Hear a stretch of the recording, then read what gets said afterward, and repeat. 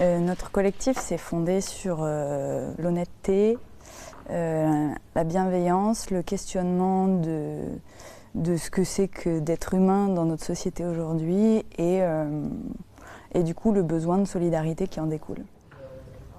Je n'ai pas accès directement au master, j'ai l'impression.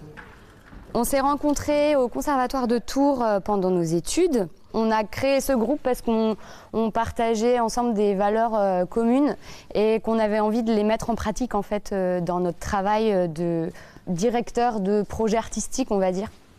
On s'est lancé dans ce truc-là. Au sortir du conservatoire, on s'est pris une semaine pour travailler tous ensemble, pour improviser, pour tester des façons de faire du théâtre ensemble, pour savoir si ça allait matcher.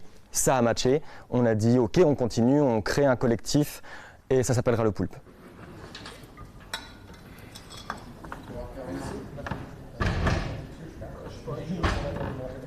Le poulpe, au début, c'était une blague et en fait, ça nous a beaucoup plu. On l'a gardé parce qu'un poulpe a plusieurs cœurs, plusieurs cerveaux et une tête qui permet d'avancer dans plein de directions différentes. C'est un animal d'attaque et en même temps de défense. Donc métaphoriquement, ça voulait dire beaucoup pour nous.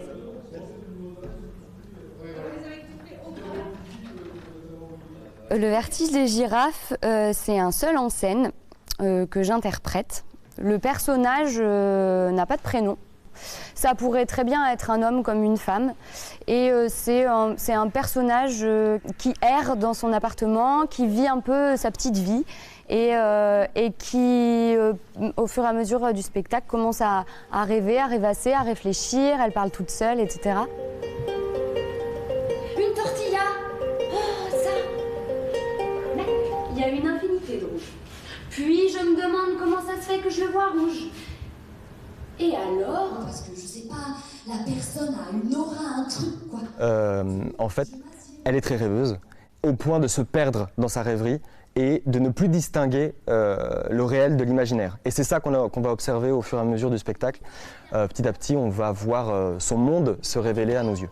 Il faut savoir dire non. Non, je ne suis pas en retard. Arrêtez de dire elle est en retard, j'arrive à 9h02. On arrête de se laisser prendre la place à la photocopieuse. C'est fini ça, Sylvie. On tient tête maintenant.